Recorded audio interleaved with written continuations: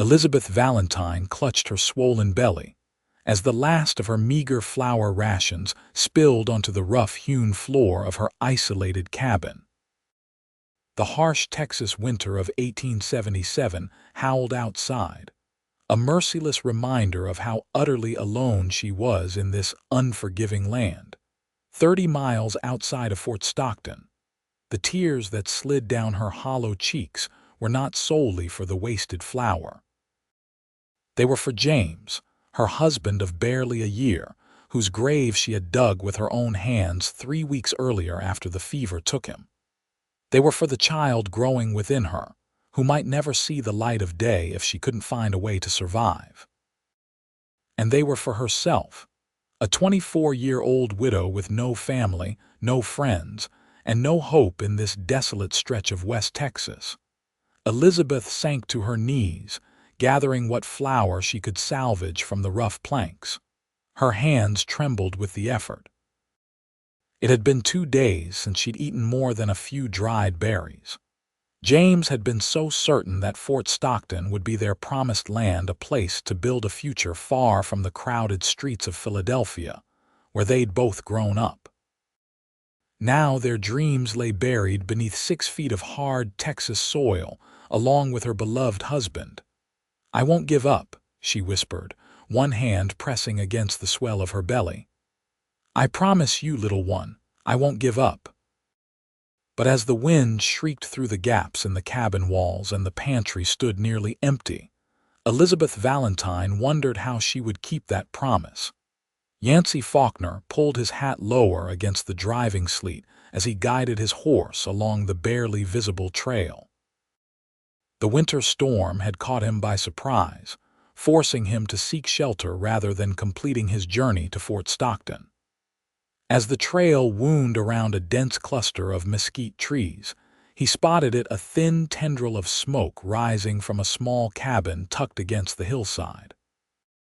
Relief washed over him. At least he wouldn't freeze to death tonight. As he approached, Yancey noticed the poor state of the homestead. The corral stood empty except for one thin mare that looked barely strong enough to stand. The cabin itself was sturdy enough, but the vegetable garden was neglected, and the woodpile was dangerously small for the middle of winter. Dismounting, Yancey led his horse to the cabin door and knocked firmly. He heard movement inside, then silence. "Hello." "I'm caught in this storm and seeking shelter for the night," he called out. "I'm happy to pay for your hospitality." More silence followed, then a woman's voice, weak but determined. "I have a gun." Yancey almost smiled despite the circumstances. "Madam, I respect that. I'm just a traveler caught in bad weather.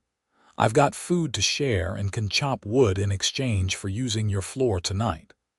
The door opened a crack, and Yancey found himself looking into the most desperate eyes he'd ever seen. They belonged to a young woman, her face gaunt with hunger but still beautiful beneath the pallor and exhaustion. What struck him most, however, was the large swell of her belly beneath her thin dress. "You mentioned food," she asked, her voice barely above a whisper. "Yes, madam," Yancey replied, suddenly understanding the dire situation before him. "I've got jerky, beans, coffee, and flour in my saddlebags." The woman's grip tightened on the rifle she held, but Yancey could see her arms trembling with the effort of holding it. She was starving. "My name's Yancey Faulkner," he said gently. "I ranch about 40 miles east of here. I'm on my way to Fort Stockton on business." After a moment's hesitation, she lowered the rifle slightly. "Elizabeth Valentine," she replied. Then, as if the effort of standing had become too much, she swayed dangerously. Yancey moved quickly, catching her before she fell. The rifle clattered to the floor as Elizabeth collapsed against him, her pregnant belly pressed between them. "I'm sorry," she whispered, shame coloring her voice. "I haven't eaten much lately." Yancey helped her to a chair, noticing the barren shelves and cold hearth. "Let me take care of a few things, Mrs. Valentine," he said, his decision already made. This woman needed help, and he wasn't about to ride away knowing she and her unborn child might die without it. Within an hour, Yancey had a fire blazing in the hearth, a pot of beans simmering and fresh coffee brewing. He'd found her pantry nearly empty, just a handful of dried beans, a small sack of cornmeal, and some dried fruit. It wasn't enough to last another week, let alone through the winter. Elizabeth watched him work, suspicious at first, then grateful as the warmth from the fire began to fill the cabin. When he placed a plate of food before her, she tried to eat slowly but failed, her body's desperate need overriding her manners. "My husband," she said between bites, "James. He died 3 weeks ago. Fever took him so fast." Her voice broke. "I buried him myself." Yancey sat across from her, his own meal untouched. "You're out here alone.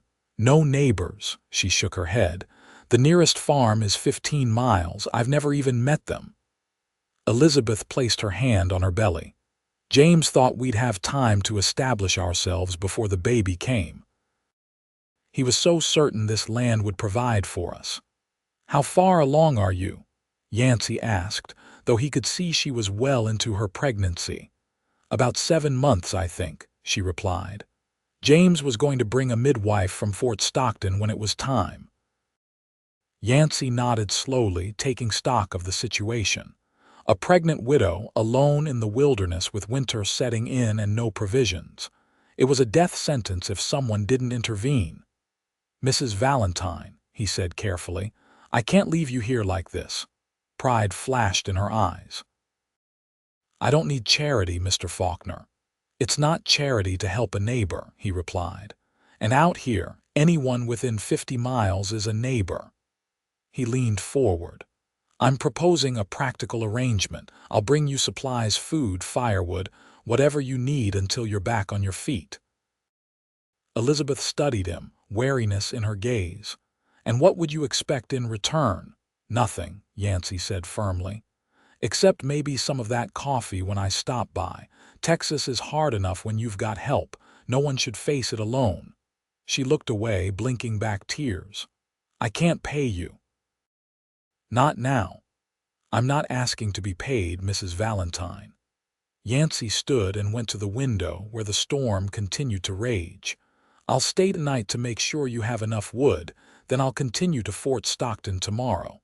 On my way back, I'll bring more supplies." Elizabeth watched him, this tall stranger with kind eyes who had appeared like an answer to prayers she'd been too afraid to voice. "Why would you do this?" Yancey turned back to her, his expression softening. "Because 6 years ago, I was alone in a blizzard with a broken leg, and a stranger saved my life. Sometimes, that's just what neighbors do." For the first time in weeks, Elizabeth felt something besides despair, a tiny flicker of hope. True to his word, Yancey spent the night on the floor by the fire, after ensuring Elizabeth had enough wood to last several days. He repaired a leaking spot in the roof, reset 2 loose boards in the porch, and made sure her mare had feed and water. In the morning, as the storm cleared, he prepared to leave. "I'll be back in 3 days," he promised. "Will you be all right until then?" Elizabeth nodded, standing in the doorway with the first real color in her cheeks since he'd arrived. "Thank you, Mr. Faulkner. I don't know how I'll ever repay you."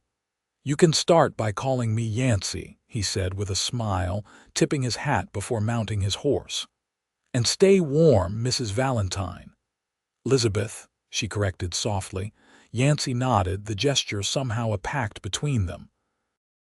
Then he turned his horse toward Fort Stockton, already planning what supplies he would bring on his return journey.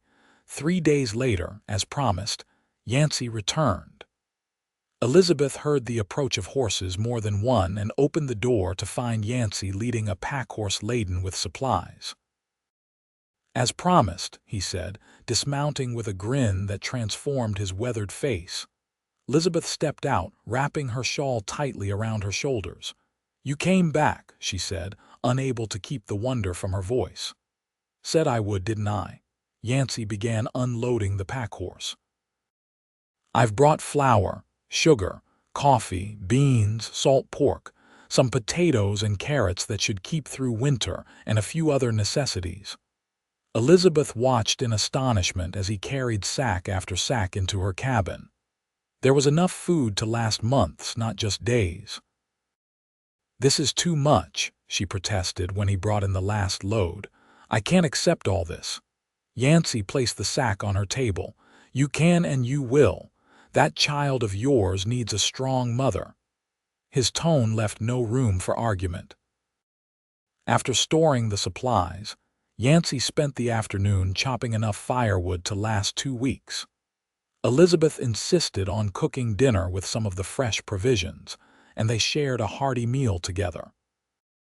As night fell and Yancey prepared to leave, Elizabeth stood at the door, her hand resting on her belly. "Will you come back?" she asked, immediately embarrassed by the neediness in her voice. Yancey studied her for a moment, then nodded. "I'll check on you in a week. If you need anything before then, the Morgans live about 15 miles northwest. They're good people." "Thank you," Elizabeth said simply. Knowing the words were inadequate for what he had done, after Yancey left, Elizabeth sat by the fire watching the flames dance. For the first time since James died, she felt something besides grief and fear. She felt seen, valued, and strangely, despite the miles between them, already less alone. True to his word, Yancey returned the following week and the week after that. Each visit brought supplies, repairs to her small homestead, and increasingly, conversation that filled the lonely cabin with something beyond the howl of the wind. On his 4th visit, Elizabeth noticed Yancey limping slightly as he carried firewood. "You're hurt," she said, concern evident in her voice. Yancey shrugged it off. "Old injury acts up in the cold sometimes. Nothing to worry about." "Sit," Elizabeth insisted, pointing to a chair. "Let me at least make you some tea for your troubles." As she busied herself brewing the tea, Yancey watched her move around the small cabin. Her steps were still slow with her advanced pregnancy, but she no longer had the desperate look of starvation. Her cheeks had filled out, and there was a healthy glow to her skin that hadn't been there when they first met. "You're looking better," he observed. Elizabeth handed him the tea, a small smile playing at her lips. "Thanks to you." She sat across from him, her hands cradling her own cup. "May I ask you something personal, Mr. Faulkner?" "Yancey," he corrected gently. "And yes, you may. Why aren't you married, a man like you, kind, hard-working?" She trailed off, suddenly self-conscious. Yancey stared into his tea for a long moment. "I was engaged once. Catherine was her name. She took sick with cholera during an outbreak in '72. Didn't make it." His voice grew distant with the memory. "After that, I threw myself into building my ranch. Never seemed to find the time for courting again." "I'm sorry," Elizabeth said softly. Yancey nodded his acknowledgement. "Life has its ways of changing our plans." He looked up at her. "What about you and your husband? How did you end up out here?" Elizabeth's hand went to her belly, a habitual gesture of comfort. James was a dreamer. He read about the opportunities in Texas, the land grants, the fresh start. "We were both orphans, raised in different homes in Philadelphia. The idea of having something that was truly ours." She sighed. "We saved every penny for 2 years, got married, and headed west. James was so certain we'd prosper here." "And now?" Yancey asked gently. Elizabeth met his gaze, her own clear and direct. "Now I'm going to have this baby and figure out what comes next. I owe that to James, and to myself." Yancey nodded, a new respect in his eyes. "Well, you won't do it alone, not while I'm around." The weeks passed, and Yancey's visits became a lifeline for Elizabeth. He always brought supplies, but increasingly he also brought news, stories, and a companionship that filled the lonely hours between his visits with anticipation rather than dread. By late February, Elizabeth's time was drawing near. Her belly had grown so large that simple tasks became challenging, and Yancey found her increasingly uncomfortable during his visits. "I'm worried about you being out here alone when your time comes," he said during a visit in early March. "The nearest doctor is in Fort Stockton, and that's a long ride." Elizabeth sighed, rubbing her lower back. "I've been thinking about that too. James had planned to fetch a midwife, but—" Yancey hesitated, then spoke the thought that had been forming in his mind. "I have a proposition, Elizabeth. My sister Rachel lives in Fort Stockton. She's had 4 children of her own and has helped deliver more besides. What if I brought her here to stay with you until the baby comes?" Elizabeth's eyes widened. "You do that, but it's such an imposition on both of you. Rachel would be delighted. She's been curious about the widow I've been helping, and frankly, I'd feel better knowing you weren't alone." 2 days later, Yancey arrived with Rachel Donovan, a sturdy, cheerful woman in her early 30s whose immediate warmth put Elizabeth at ease. Rachel took one look at Elizabeth and declared that the baby would arrive within the fortnight. "You'll stay?" Elizabeth asked anxiously. Rachel patted her hand. "Wild horses couldn't drag me away, dear. Yancey will check on us every few days, but you and I will manage just fine." Rachel's prediction proved accurate. 10 days later, as a spring storm lashed the small cabin, Elizabeth went into labor. For 18 grueling hours, Rachel coached, comforted, and commanded, guiding Elizabeth through the terrifying process of bringing new life into the world. When Yancey arrived the following morning, he found the cabin quiet except for the tiny mewling sounds of a newborn.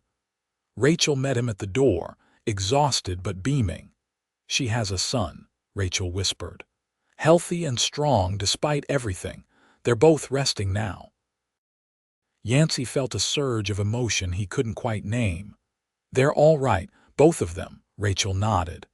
"Elizabeth is stronger than she looks. Come see them, but be quiet." Inside, Elizabeth lay propped up in bed, a small bundle cradled in her arms. She looked up when Yancey entered, her face radiant despite the exhaustion. "Yancey," she said softly, "meet James Thomas Valentine. I'm calling him Thomas after my father." Yancey approached slowly, almost reverently. The baby was tiny, with a shock of dark hair and reddish skin, his little face scrunched in sleep. "He's perfect," Yancey said, his voice rough with emotion. Elizabeth smiled, her eyes shining with tears. "I didn't think we'd make it. When James died, I thought we were both lost. But then you came." Yancey shook his head. "You did the hard part, Elizabeth, all of it." "Not alone," she insisted.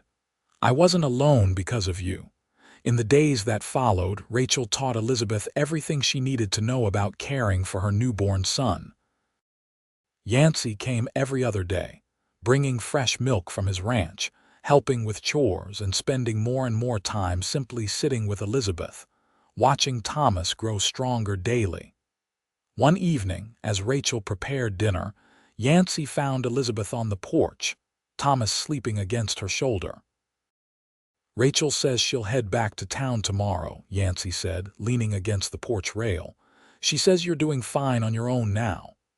Elizabeth nodded, her hand gently patting Thomas's back. "I'll miss her, but yes, we're managing." She looked up at Yancey. "And you, will you keep coming by?" Something in her tone made Yancey study her face more carefully. "Do you want me to?" Elizabeth held his gaze. "Yes," she said simply. "More than I probably should." Yancey's heart quickened. "Elizabeth, I know it's too soon," she interrupted. "James has been gone barely 3 months. I have a newborn son. It's not proper or sensible."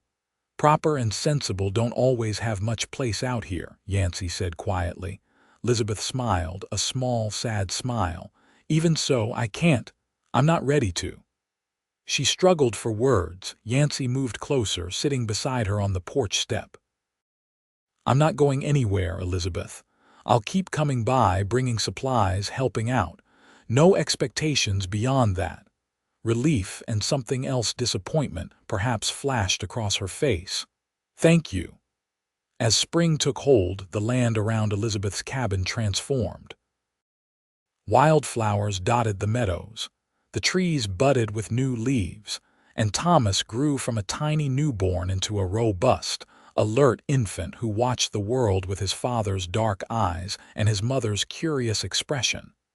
Yancey continued his visits, now twice weekly. He repaired the chicken coop James had started building and brought 6 hens and a rooster to populate it.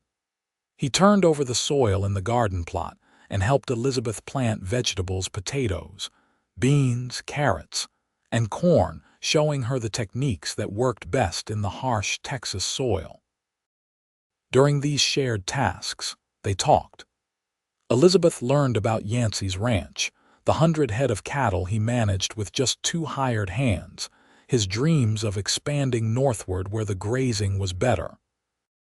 Yancey learned about Elizabeth's childhood in a Philadelphia orphanage, her work as a seamstress before meeting James, her quiet determination to create a better life for her son than the one she had known. As April turned to May, Elizabeth found herself watching for Yancey's arrival with increasing anticipation. Thomas, too, seemed to recognize the rancher, cooing and reaching for him whenever Yancey cradled him.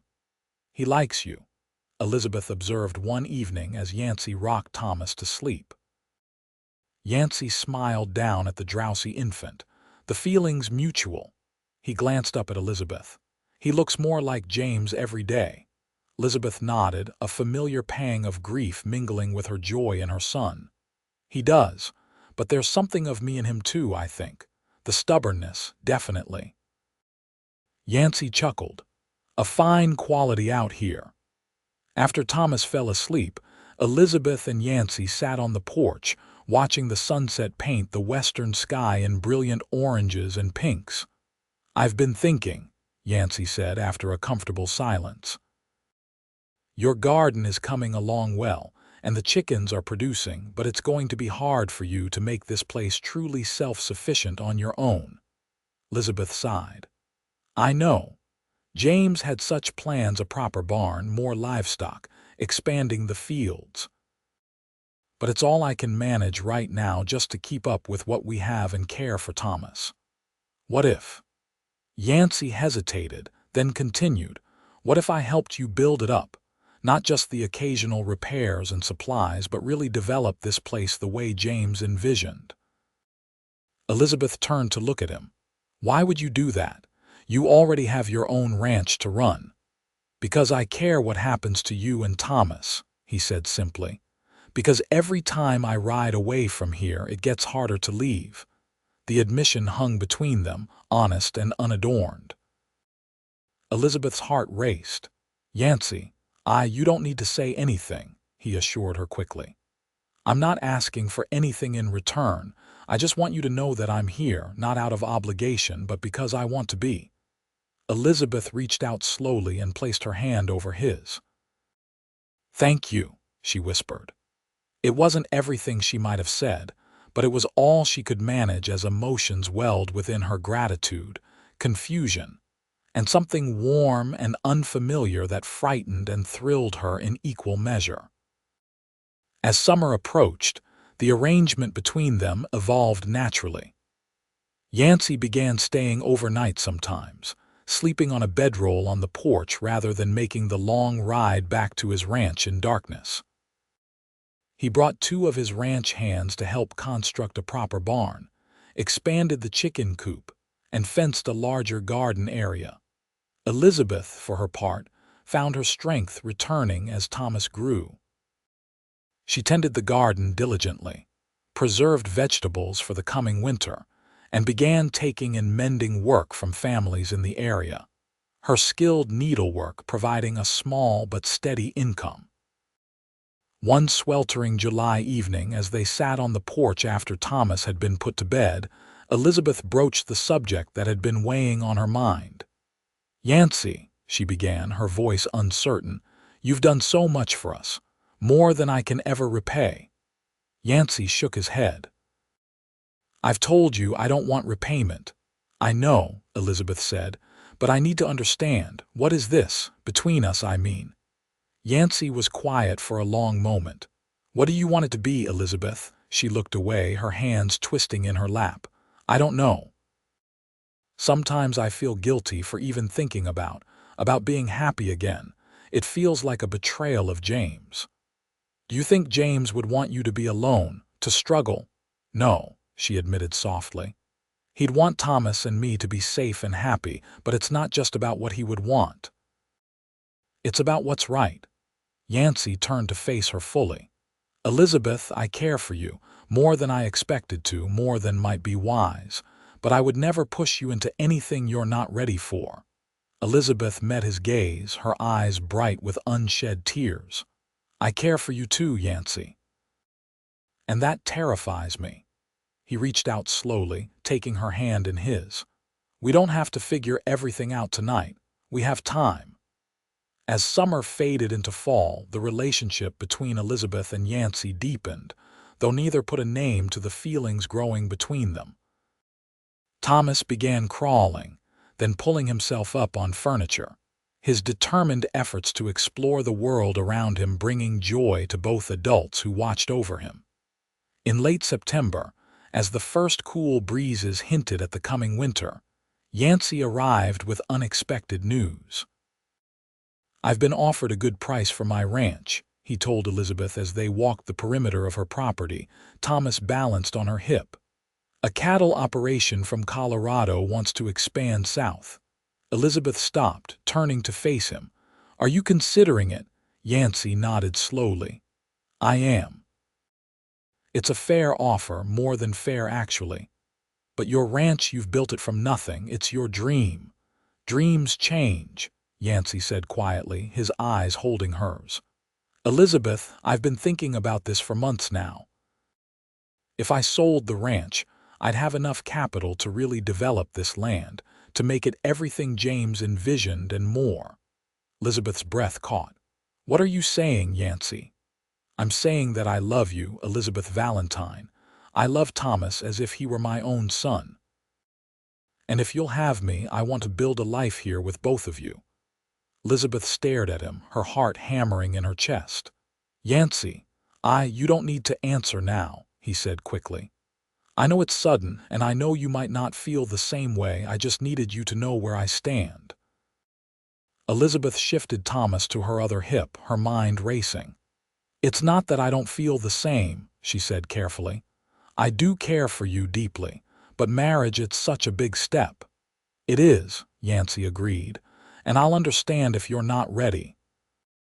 But I wanted you to know that I'm serious about us, about building a future together. Thomas, oblivious to the gravity of the moment, reached out toward Yancey with a happy gurgle. Instinctively, Yancey took him, settling the baby against his chest with the easy familiarity of months of practice. The sight of them together, this man who had saved her life, who had nurtured her son, who had rebuilt her hope, clarified everything for Elizabeth. Yes, she said suddenly. Yancey looked up from Thomas, surprise evident in his expression. Yes. Yes, I'll marry you, Elizabeth said, her voice stronger now. Not right away, I need some time to say goodbye to James properly, to be sure this is right for Thomas. But yes, Yancey Faulkner, I will marry you. The joy that spread across Yancey's face was like the sun breaking through storm clouds. He stepped forward, careful of Thomas between them, and with his free hand, gently cupped Elizabeth's cheek. I promise you won't regret it, he whispered, before leaning in to place a tender, almost reverent kiss on her lips. It was their first kiss, but in it, Elizabeth felt the promise of 1,000 more to come. The months that followed were filled with planning and preparation. Yancey sold his ranch for a handsome sum, keeping only his favorite horse and some personal belongings. With the proceeds, he purchased additional acreage adjoining Elizabeth's homestead, effectively tripling the size of the property. Together, they expanded the cabin, adding 2 more rooms and a proper kitchen. They built a larger barn, purchased a milk cow, 2 work horses, and a flock of sheep. They planted fruit trees that would take years to mature, a statement of faith in their shared future. Through it all, Thomas grew and thrived, taking his first steps in the garden Elizabeth had planted, speaking his first words to both of them as they worked side by side building their home. In the spring of 1879, 18 months after Yancey had first appeared at her door, Elizabeth Valentine became Elizabeth Faulkner in a simple ceremony at the church in Fort Stockton. Thomas, now a sturdy toddler with his father's dark curls and his mother's expressive eyes, served as ring-bearer, solemnly carrying a small pillow with their wedding bands before being distracted by a butterfly and wandering off mid-ceremony, much to the amusement of the small gathering of friends and neighbors. That night, after settling Thomas in his new bedroom, Elizabeth joined her husband on the porch of their expanded home. The stars spread like diamonds across the Texas sky, and in the distance, the outline of their growing herd of cattle could just be made out in the moonlight. "Happy, Mrs. Faulkner?" Yancey asked, his arm around her waist. Elizabeth leaned into him, savoring the solid warmth of his presence. "More than I ever thought possible," she replied honestly. "When James died, I thought my life was over. I couldn't see a path forward. And now," Yancey prompted. Elizabeth turned in his arms to face him. "Now I see that life is full of unexpected turns. James will always be part of me, part of Thomas. But you, Yancey, you're our future, and it's a future brighter than I could have imagined." Yancey leaned down to kiss her, no longer with the hesitation of their early days but with the confident tenderness of a man who had found his home. "We've built something good here," he murmured against her lips. Elizabeth smiled. "Yes, we have, and we're just getting started." As the years passed, the Faulkner Ranch thrived. Under Yancey's careful management and Elizabeth's practical support, their cattle operation grew to be one of the most successful in Pecos County. The garden Elizabeth had struggled to maintain in those early days expanded into productive fields of vegetables and grains. The fruit trees they had planted began to bear, providing not only for their family but enough surplus to sell in Fort Stockton. Thomas grew into a strong, thoughtful boy who inherited his mother's quiet determination and his stepfather's affinity for the land. He never knew a time when Yancey wasn't his father, though Elizabeth made sure he knew about James, keeping a photograph of her first husband on the mantel and telling Thomas stories of the brave, dreaming man who had brought them to Texas. In the spring of 1881, Elizabeth gave birth to a son they named William Yancey Faulkner. 2 years later, their daughter Rebecca joined the family, completing their household with her infectious laugh and stubborn spirit. One evening in 1885, as they sat on the expanded porch of what was now a comfortable 2-story home, watching their children play in the yard, Yancey took Elizabeth's hand. "You ever think about those first days?" he asked. "When I found you here, alone and starving." Elizabeth squeezed his hand. "Sometimes, it seems like another lifetime now." "I knew, you know," Yancey said quietly. "Even then, when you could barely stand, when everything seemed so desperate, I knew there was something special about you." Elizabeth smiled at the memory. "I thought you were an angel appearing out of that storm with food." "Some angel," Yancey chuckled. "Just a lonesome rancher who couldn't mind his own business."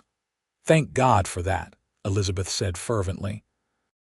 She looked out at their children, Thomas teaching William how to throw a lasso while Rebecca toddled after them, determined not to be left out, and felt a wave of gratitude so powerful it brought tears to her eyes. "What is it?" Yancey asked, noticing her emotion. Elizabeth shook her head, smiling through her tears. "I'm just happy, Yancey. Completely, wonderfully happy." Yancey pulled her close, pressing a kiss to her temple. That's all I've ever wanted, to see you happy, to give you and the children the life you deserve." "We built this together," Elizabeth reminded him. "Every bit of it." As the sun set over their land, painting the sky in the vivid colors that had first captivated them years ago, Elizabeth and Yancey Faulkner sat together, watching their children, surrounded by the life they had created from the ashes of despair. It wasn't the future Elizabeth had imagined when she'd first come to Texas with James, but it was rich and full and more than enough. From starvation to abundance, from desperation to joy, from solitude to family, the journey had been long and sometimes painful, but sitting there with Yancey's arm around her shoulders, Elizabeth knew one thing with absolute certainty. Every step had led her exactly where she was meant to be. In the decades that followed, the Faulkner Ranch became a landmark in West Texas.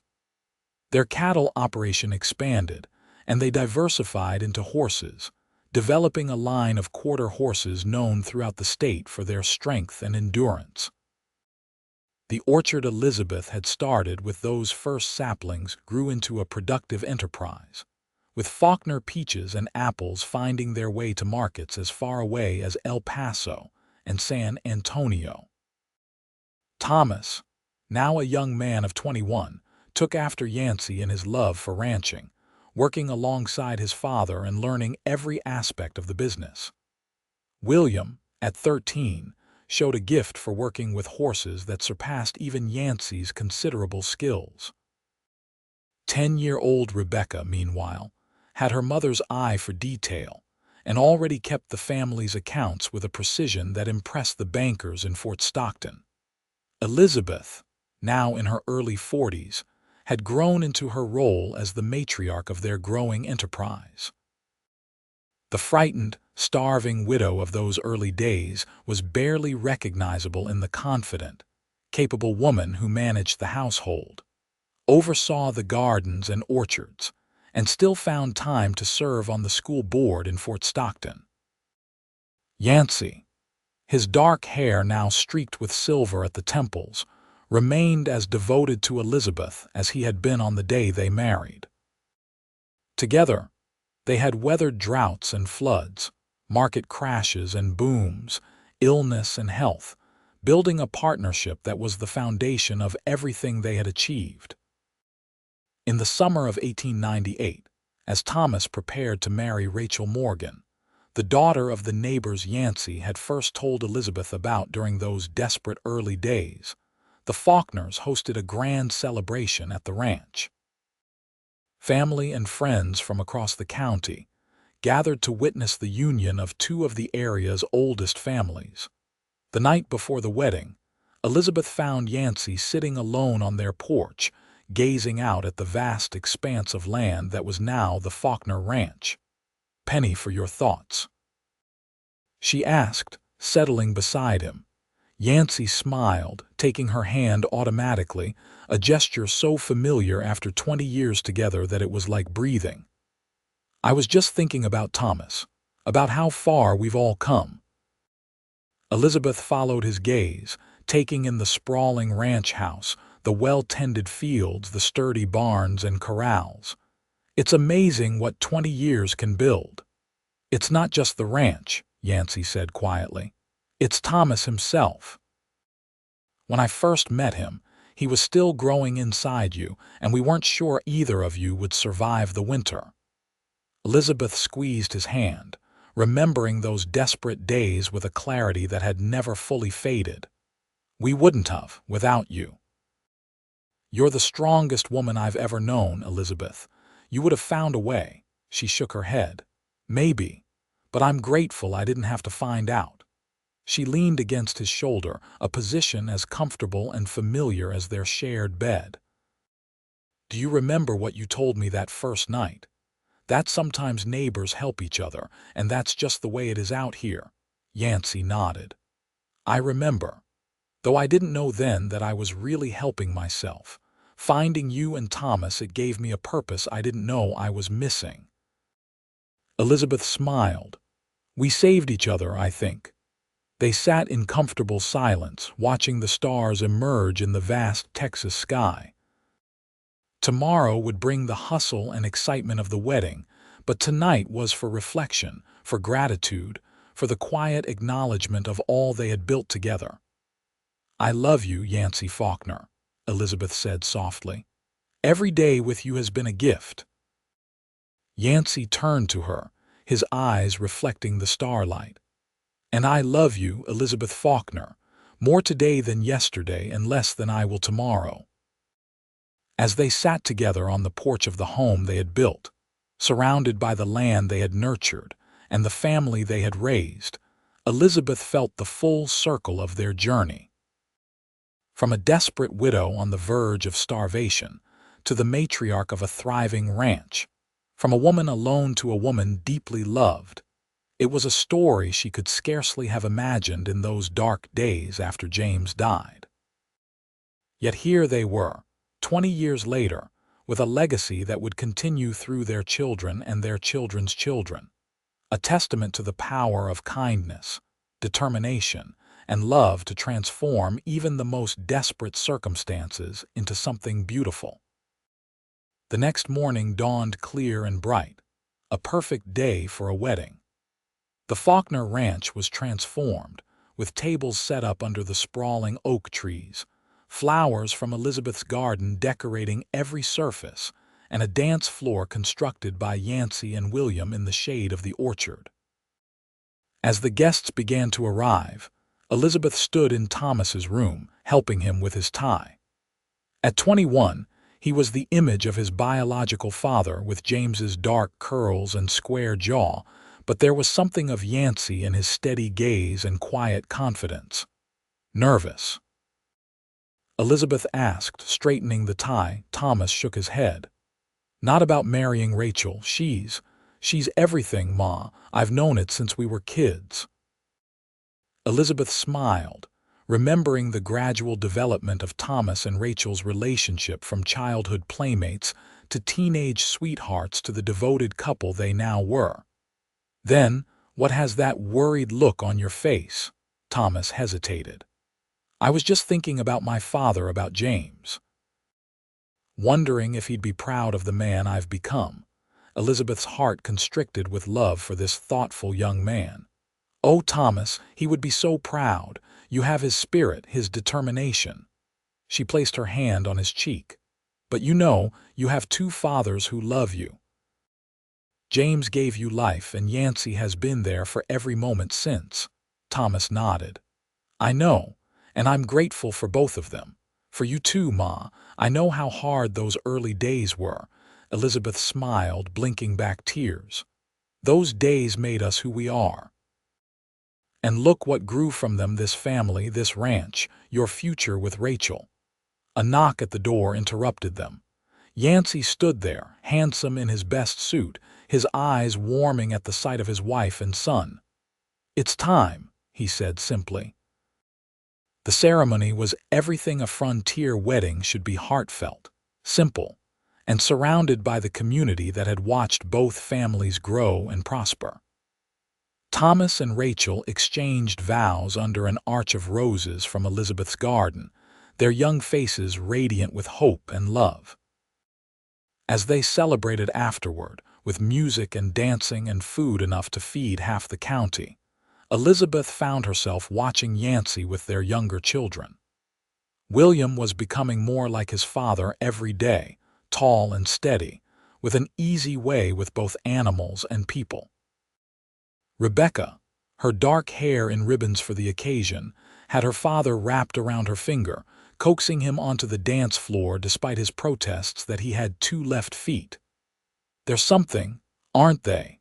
Rachel Morgan Faulkner, now Elizabeth's daughter-in-law, said as she joined her.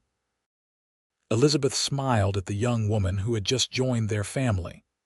"They are indeed. I'm so happy Thomas found you, Rachel." Rachel's eyes sought her new husband across the gathering. "We both got lucky, I think.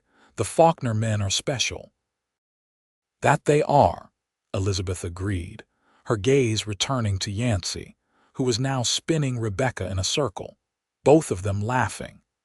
As the celebration continued into the evening with lanterns lit and the stars emerging overhead, Elizabeth found a moment alone with Yancey. They stood at the edge of the gathering, watching their family and friends celebrate the beginning of Thomas and Rachel's journey together. "Remember our wedding?" Elizabeth asked, leaning against him. Yancey chuckled. "How could I forget?" Thomas wandering off mid-ceremony, Rachel's mother nearly fainting in the heat, and that terrible cake that no one would admit to making. Elizabeth laughed at the memory. "It was perfect, though, in its own way." "It was," Yancey agreed. "Just like today is perfect." He turned to face her fully. "Elizabeth, when I found you that day, starving and alone, I could never have imagined all this. That one act of helping a neighbor would lead to the richest life a man could ask for." Elizabeth felt tears prick her eyes. "Nor could I have imagined that the lowest point of my life would lead to its greatest joys." Yancey took her hand, pressing it to his lips in a gesture that still, after all these years, made her heart quicken. "To Thomas and Rachel," he said, raising his glass with his free hand. "May their journey be as blessed as ours." "To Thomas and Rachel," Elizabeth echoed, raising her own glass.